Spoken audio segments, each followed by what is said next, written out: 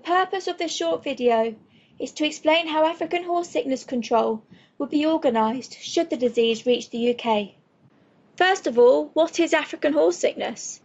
It is an orbovirus which affects equines and it is in the Rheoviridae family.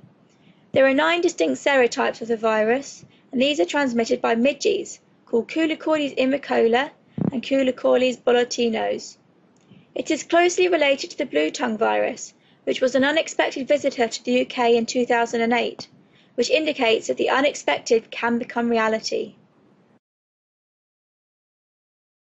Mortality rate in horses can be from 75 to 90%. In mules it can be 50%, and in donkeys it can be 10%. Dogs can also die as a result of eating infected horse meat. The incubation period for the disease is 7 to 14 days, but it can be as short as 2 days. Zebras are the natural maintenance host for African horse sickness, and they only display very mild symptoms. The disease is usually considered endemic in Africa, however it has occurred in Europe before.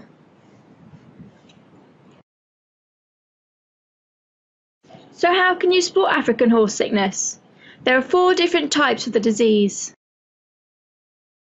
First of all is the subclinical form, where the horse will show a high fever of 40 to 40.5 degrees Celsius, and the horse may appear off colour for a few days. The second form is the cardiac form, which is where the horse has a raised temperature of 39 to 41 degrees Celsius, as well as swelling of the supraorbital fossa, eyelids, facial tissue, neck and shoulders. The death usually occurs within 1 week. The third form is an acute respiratory form, where the horse will have a fever, shortness of breath, coughing, and frothy fluid pouring out of its nostrils, with possible blood around the eyes. The animal usually dies within a week of anorexia. The most common type is a combination of the cardiac and pulmonary forms, where there are mild pulmonary symptoms, fluid-filled swellings, and there is death from cardiac failure usually within a week. A control pyramid can be used to illustrate the structure of disease control, from local level up to international level. African horse sickness is a notifiable disease under the 1981 Animal Health Act. Therefore, local vets must report suspected disease to their local animal health office.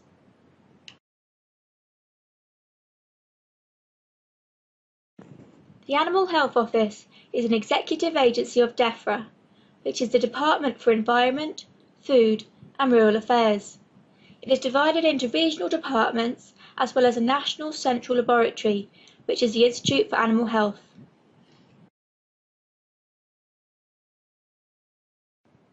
The UK forms part of the tripartite agreement, which facilitates the free movement of animals between the UK, Ireland and France.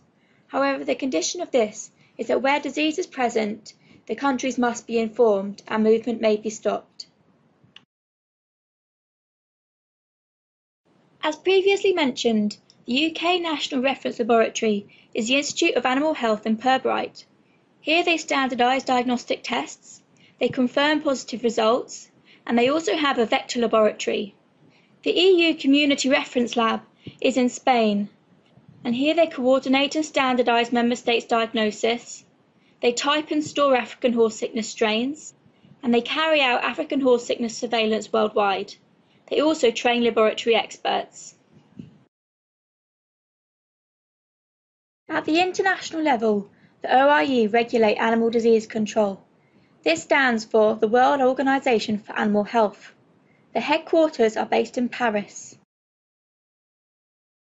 The OIE puts legislation in place which relates to the phytosanitary and sanitary agreement, which facilitates free international trade. To prove disease freedom to export, the OIE has prescribed trade tests. The OIE also keep a World Animal Health Information Database, where recent outbreaks are reported online.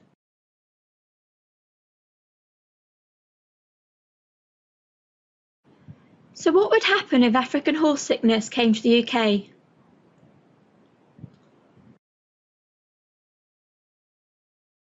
The following control zones would be put in place if we had an outbreak in the UK. A 20-kilometre control zone would be put around the infected premises. A 100k protection zone would be put in surrounding this due to the distance that midges can move. A further 50-kilometre zone would be put in where surveillance will take place. In the control zone, no horse, carcass, feed or bedding can move. The horse infected may be slaughtered with no compensation. In a protection zone, horses can only move with a licence after a health check and with a passport. If vaccination is ever used, the horse can't move at all within 60 days. A horse can move from the surveillance zone into the protection zone, but it can't move back out. Outside of the zone, horses can move freely as normal. This map shows the size of the control zones in a theoretical outbreak in the UK.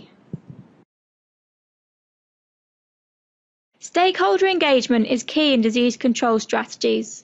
The African Horse Sickness Working Group has been put together by the Horse Trust. It consists of government, industry and sector stakeholders who inform policy making. They advise the government on the preparedness in the case of an outbreak and advise on potential control options available. The Expert Advisory Group is a panel of scientific experts who advise the government on policy making. They have inputs into decisions in policy development and outbreak control. They do not advise on policy as a whole, but they advise on specific technical issues or impact scenarios. They give evidence for quick policy making in the face of an outbreak, and they advise on preventing disease spread. There are separate panels to cover the devolved administrations. In the event of a high risk or an outbreak, communication is essential by raising stakeholder awareness. DEFRA and the working group will communicate the clinical signs, prevention measures, as well as the movement restrictions.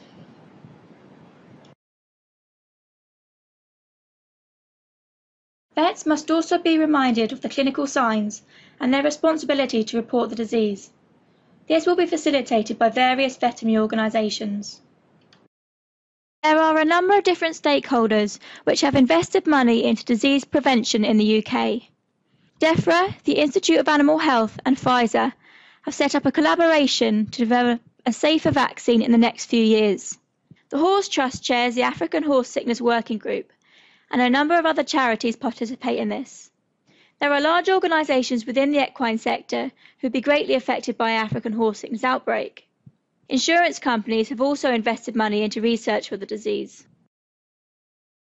The University of Reading have carried out an impact assessment which valued the equine industry at £7 billion and the impact of African horse sickness at £3.5 billion. A vaccine bank containing 900,000 live vaccines has been put together by the EU. However, it is unlikely that these would be used because of safety concerns with the vaccine. DEFRA has therefore funded over £500,000 for a 3-year project with Pfizer and the Institute of Animal Health to develop a safer vaccine that could be used to prevent an outbreak here in the UK. A review contingency plan will also be released next month as a result of stakeholder input. The government is applying its prevention is better than cure policy for African horse sickness. It would have severe consequences on the industry, so strong stakeholder pressure has forced the government to invest in contingency plans and vaccine development. Communication and consultation with stakeholders is key in developing contingency plans, which leads to the best overall control options and better preparedness in the event of an outbreak.